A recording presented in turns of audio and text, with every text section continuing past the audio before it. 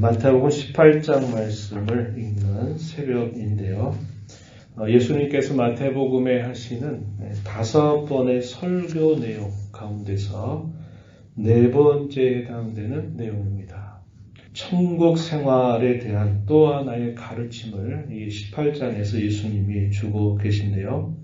천국에서 과연 어떠한 사람이 큰 사람인가 하는 것을 예수님께서 설명을 하시게 됩니다. 그리고 이 천국에 있어서 실족하게 하지 않는 것, 그리고 자신 실족하지 않는 것 중요하다라는 사실을 주님이 말씀을 해주시고, 이 천국 생활 가운데서 공적인 죄가 드러나게 될 때 그 죄를 어떻게 다스려야 되는지, 또 개인적으로 다른 사람의 허물과 잘못에 대해서 또 어떻게 어느 정도로 용서하며 살아야 되는지, 이런 것들을 주님께서 여러 가지 경우들을 제시하시면서 설명을 해주고 계십니다.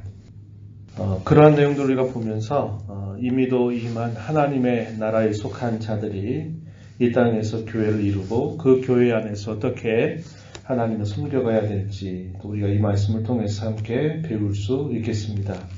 1절부터 5절의 내용에서는 과연 누가 천국의 큰 자인가 라는 것을 주께서 설명해 주시는데, 이 예수님의 가르침은 제자들의 물음으로부터 시작이 된 것을 보여줍니다. 1절 말씀에 보면은 이렇게 이야기하죠. 제자들이 예수께 나와서 묻습니다. 천국에서 누가 과연 크니까? 라고 질문을 던집니다.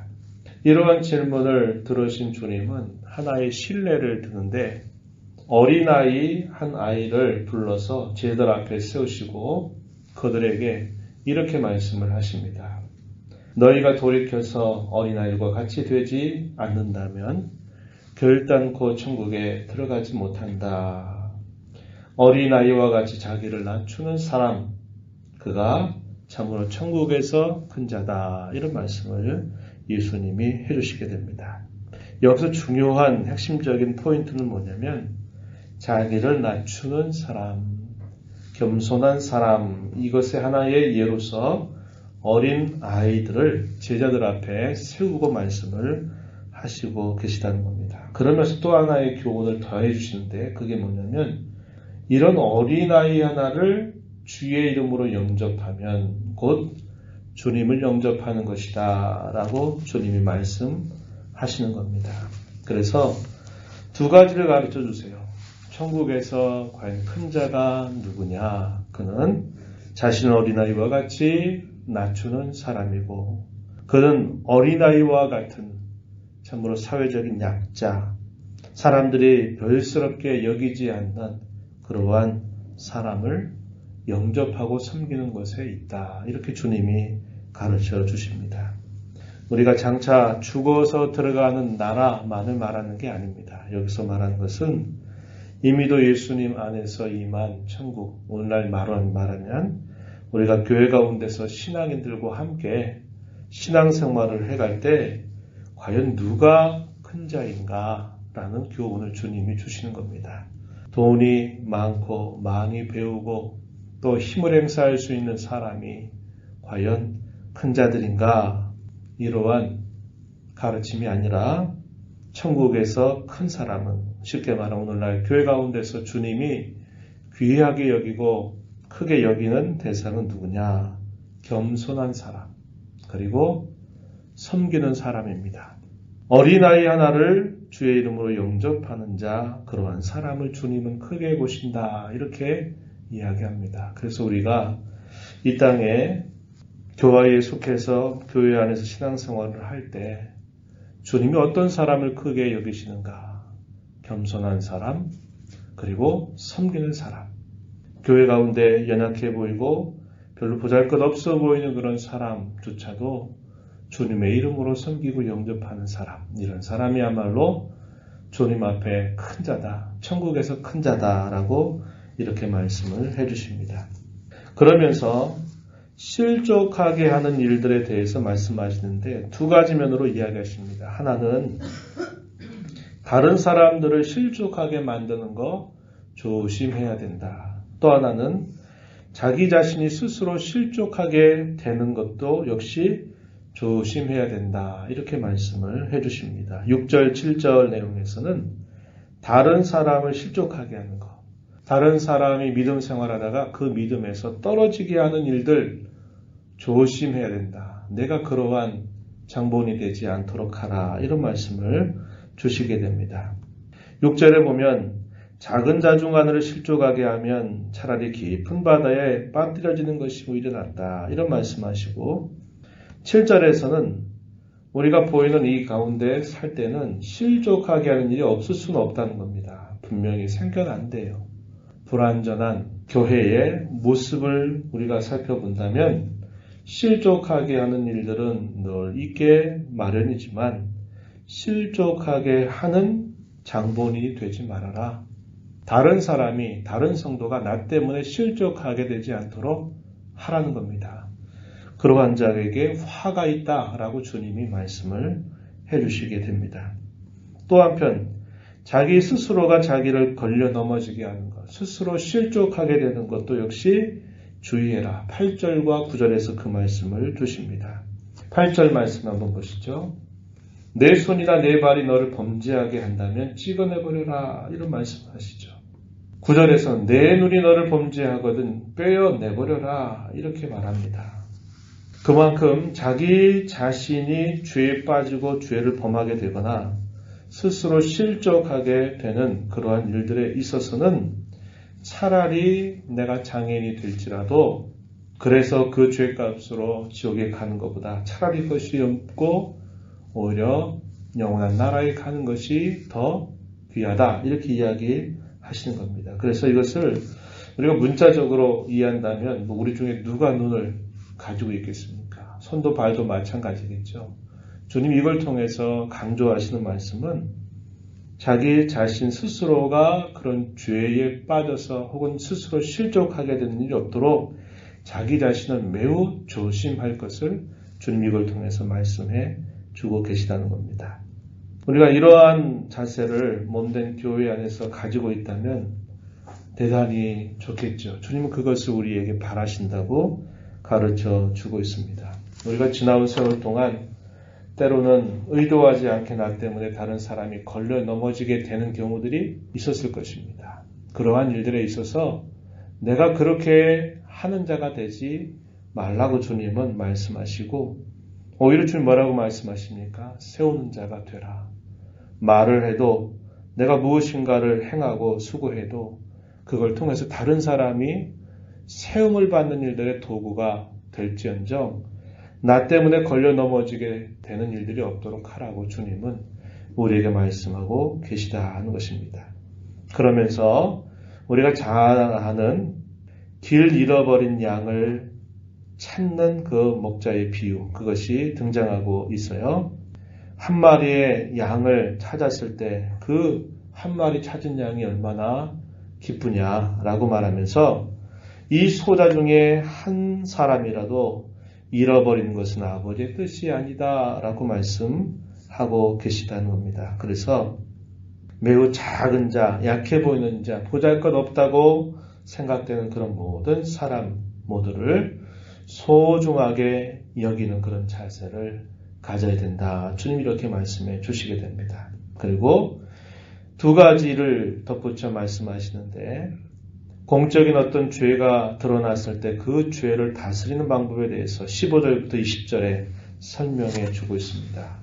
형제가 죄를 범할 때 어떻게 할 것인가 이렇게 설명해 주시는데 몇 가지의 절차들이 소개됩니다. 15절에서는 우선 너와 그 사람과만 상대해서 권고하도록 해라.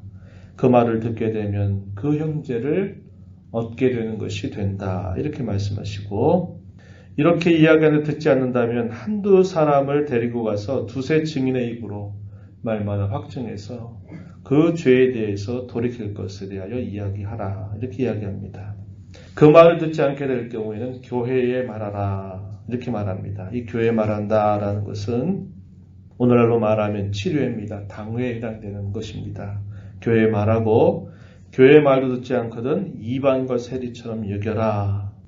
이것은 결국 출교라고 말하는 마지막 단계에 해당되는 그런 죄를 다스리는 절차가 됨을 주님께서 말씀해 주고 계십니다. 그래서 이러한 절차를 잘 행하게 될 때 천국 열쇠를 마태복음 16장에 보게 되면 주겠다 주님이 말씀하셨는데 그 천국 열쇠의 의미가 땅에서 매게 된다면 하늘에서도 매일 것이고 땅에서 풀면 하늘에서도 풀리는 그런 역할이 교회 혹은 당회의 치료에 주어져 있다라는 것을 주님이 말씀해 주고 계십니다. 그래서 죄에 대하여서는 특별히 공적인 죄에 대해서는 눈 감아 주지 말아야 될 것에 관하여 말씀하고 또 한편으로는 그 죄에 대하여 스스로 비난하는 자세나 그런 자세를 갖는 것도 역시 주님은 금하고 계시다 하는 것입니다. 21절로부터 35절에 보게 되면 다른 이를 용서하는 일에 대한 주님의 교훈이 주어집니다.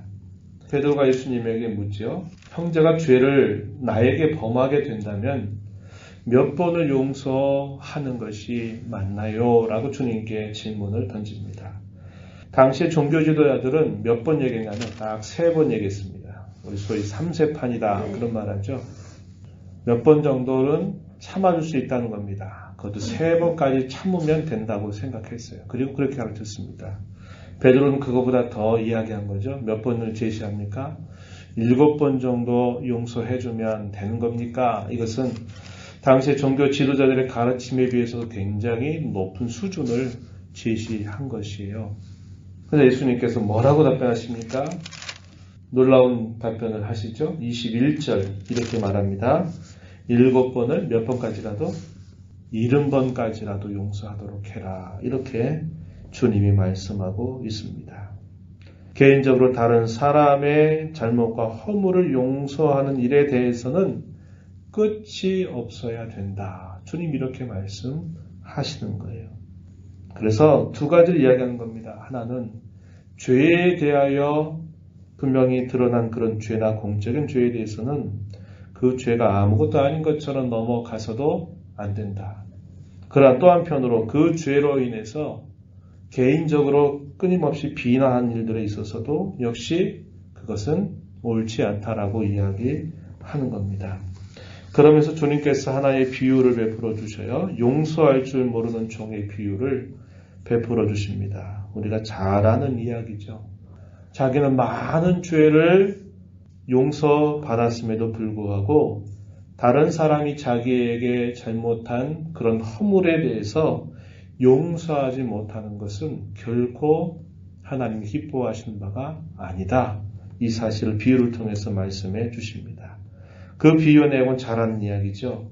1만 달란트 빚진 종의 이야기입니다. 이 1만 달란트는 오늘날의 금액으로 환산하게 되면 엄청난 양의 가치입니다. 사람이 평생토록 아무리 벌고 벌어도 벌 수 없고 갚을 수 없는 정도의 무한한 금액이 해당되는 것이 이 1만 달란트입니다. 갚을 수 없는 그 일로 인해서 주인이 어떻게 해주느냐? 탕감을 해줬다고 합니다. 갚지 않아도 된다라고 이렇게 말을 해줬어요. 그런데 그 탕감받은 그 종이 자신에게 불과 100데나리온을 빚진 동료에게 찾아가서 그에게 빚을 갚아라 하고 계속 부추기는 것입니다.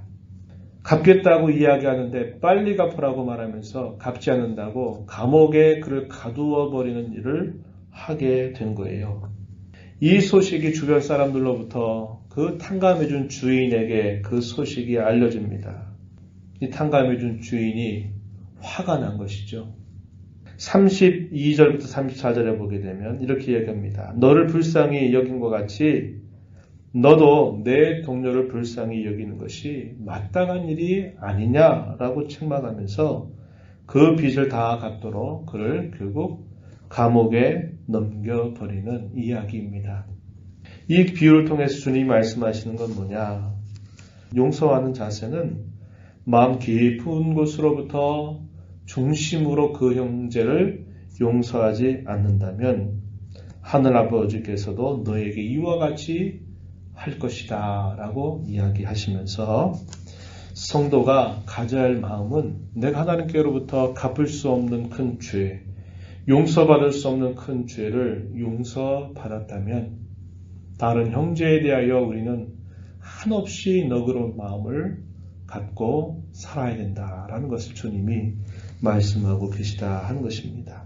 죄는 죄대로 정확하게 다스리는 자세를 가져야 되지만 개인적으로 그 죄를 용서하는 일에 있어서는 끝이 없이 용서하는 겁니다. 근데 그것이 우리가 가지고 있는 상식으로는 감당할 수가 없어요. 그러니까 당시에 실제적으로는 3번 정도만이라도 용서해줘라 이렇게 이야기한 겁니다. 우리 스스로는 알 수 없지만 우리가 하나님께로부터 받는 날마다 짓는 그 죄악에 대하여 하나님 앞에 용서받고 있다고 하는 이 사실들을 우리가 기억한다면 내가 용서받은 자로서 다른 사람을 용서하고 용납하는 자세는 하나님의 자녀된 자들이 마땅히 힘써야 할 바임을 주님이 가르쳐 주고 계신 것입니다. 오늘 저와 여러분이 이 말씀을 보면서 천국에서 과연 누가 큰 자인가? 그 사람은 겸손한 사람이다. 섬기는 사람이다. 이것을 우리 마음에 간직하고 우리가 스스로 걸려서 죄에 빠져 넘어지게 되는 일들이라든지 또 나로 인해서 다른 사람이 걸려 넘어지게 하는 일들이 없도록 우리 자신들을 잘 살피면서 하나님의 은혜를 구하고 그렇게 전진해 가는 우리 모두가 되어야 하겠습니다. 이런 주님의 은혜를 간절히 구하면서 또 이 하루 우리 남은 삶을 살아가게 되기를 진심으로 바랍니다.